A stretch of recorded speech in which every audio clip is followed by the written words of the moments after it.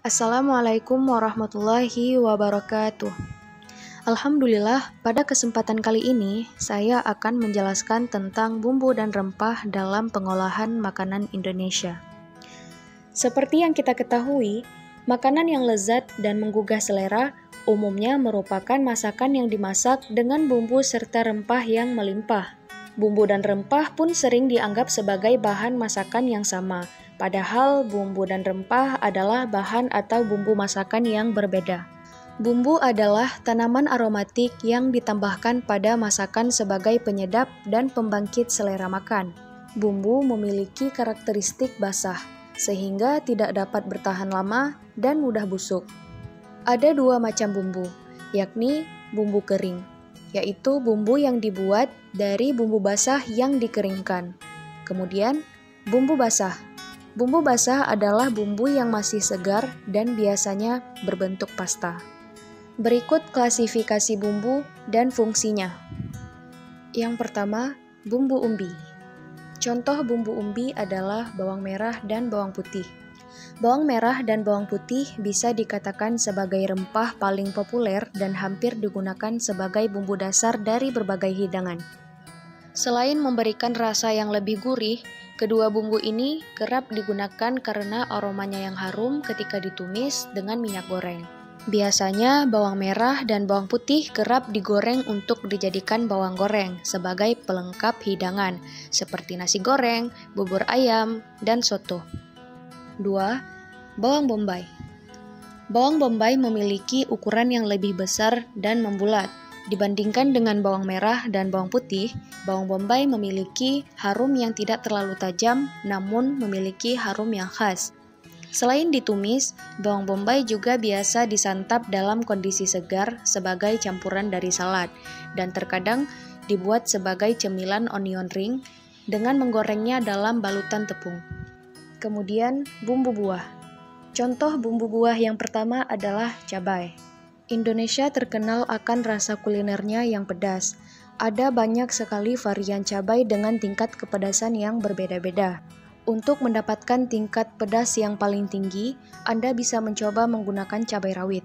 Sedangkan cabai keriting seperti cabai merah dan hijau bisa jadi pilihan pemberi rasa pedas namun tidak setajam cabai rawit. Biasanya, cabai diolah dengan cara ditumbuk dan dihaluskan dalam hidangan Nusantara.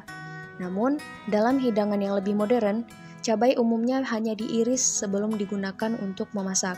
Selain digunakan dalam keadaan segar, cabai juga bisa dikeringkan. 2. Asam jawa. Asam jawa memiliki fungsi memberikan rasa asam yang segar pada masakan. Asam jawa biasanya digunakan pada sayur asam dan juga gado-gado untuk memberikan rasa yang lebih segar. 3. Jeruk nipis. Jeruk nipis biasanya digunakan untuk menambahkan rasa asam pada makanan. Namun kerap juga digunakan untuk menghilangkan bau amis pada ikan atau seafood. Dan pada makanan berkuah, jeruk nipis digunakan untuk menambahkan cita rasa pada makanan tersebut. 4. Belimbing wuluh. Selain digunakan untuk menyegarkan sambal, belimbing wuluh juga dapat ditambahkan dalam menu pepes, yaitu seperti ikan, daging ayam, ataupun jamur yang dikukus bersama daun pisang. Selanjutnya ada bumbu daun dan batang, contohnya seperti serai. Serai memiliki fungsi untuk memberikan aroma pada masakan. Selain pada makanan, serai juga bisa digunakan sebagai bahan untuk membuat minuman-minuman tradisional. Yang kedua ada daun jeruk. Daun jeruk biasanya digunakan untuk memberikan aroma yang lebih sedap pada hidangan. Daun jeruk biasanya diiris atau disobek sebelum ditumis, atau dimasak bersama bumbu dapur lainnya. 3. Daun salam. Daun salam memiliki fungsi memberikan aroma khas dalam masakan-masakan seperti lodeh, opor, dan berbagai hidangan yang menggunakan santan. Selain itu, daun salam juga bisa mengusir aroma-aroma tak sedap dari hidangan seafood. 4. Daun bawang. Daun bawang dalam masakan umum dijadikan sebagai penyedap. Selain itu, daun bawang juga bisa dijadikan bahan utama menu masakan tertentu. Selanjutnya, bumbu akar. Contoh yang pertama bumbu akar yaitu jahe. Jahe memiliki cita rasa pedas dan biasa digunakan untuk kuliner bersantan dan juga ditumis. Selain masakan, jahe juga kerap menjadi bahan dalam membuat minuman-minuman hangat seperti wedang jahe. 2. Kunyit. Kunyit tidak hanya digunakan untuk memberikan warna, tapi juga menghilangkan aroma-aroma tak sedap dari bahan makanan yang berbentuk daging seperti sapi, ayam, ataupun ikan. Selain itu, bumbu dapur ini juga merupakan bahan dasar yang kerap digunakan dalam membuat jamu tradisional. 3. Lengkuas. Lengkuas umumnya digunakan untuk memasak kuliner bersantan, sayur asem, dan berbagai masakan tumisan. Lengkuas memiliki aroma yang lebih wangi dan rasa pahit keasaman khas rempah-rempah. Nah, itulah pengertian bumbu dan klasifikasinya beserta fungsi. Kemudian saya akan menjelaskan apa itu rempah. Rempah adalah bahan penyedap masakan dengan karakteristik kering sehingga dapat disimpan dan tahan lama. Berikut adalah contoh bahan penyedap yang termasuk rempah beserta fungsinya. Yang pertama ada lada. Lada merupakan bumbu dapur yang memiliki cita rasa pedas dan sedikit pahit.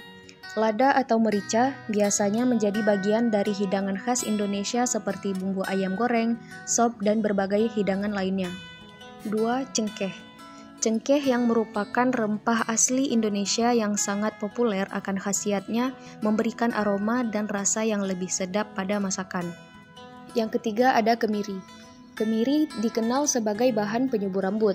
Sebelum digunakan, biji kemiri biasanya disangrai atau ditumis dengan minyak terlebih dahulu sebelum dicampur dalam masakan untuk mengentalkan masakan dan juga memberikan rasa gurih pada hidangan. Yang keempat, ketumbar. Ketumbar yang berbentuk bijian ini biasanya akan ditumbuk atau geprek sebelum digunakan untuk memberikan aroma yang sedap dan lembut pada hidangan. Kemudian ada pala. Pala merupakan bumbu dapur yang memiliki cita rasa menyerupai merica, namun dengan aroma yang lebih sedap. Rempah ini memiliki aroma yang sangat kuat, sehingga penggunaannya haruslah sangat ditakar. Kemudian ada kayu manis. Selain memberikan aroma manis, bumbu dapur ini juga memberikan rasa segar pada masakan. Bahan dasar ini juga kerap menjadi pelengkap bahan membuat minuman dan juga kue. Selanjutnya kapulaga. Kapulaga yang merupakan penyedap rasa alami yang biasanya banyak ditemukan dalam berbagai kuliner khas Padang. Kapulaga juga sering ditemukan sebagai bahan membuat jamu karena memiliki berbagai khasiat kesehatan. Nah, itulah klasifikasi dan fungsi dari bumbu dan rempah. Sekarang kita sudah mengetahui bahwa bumbu dan rempah itu berbeda dan sangat banyak macamnya. Keanekaragaman bumbu dan rempah inilah yang membuat masakan Indonesia menjadi kaya akan rasa dan lezat tentunya. Sekian dari saya, semoga bermanfaat untuk teman-teman sekalian. Billahi taufiq wal hidayah. Wassalamualaikum warahmatullahi wabarakatuh.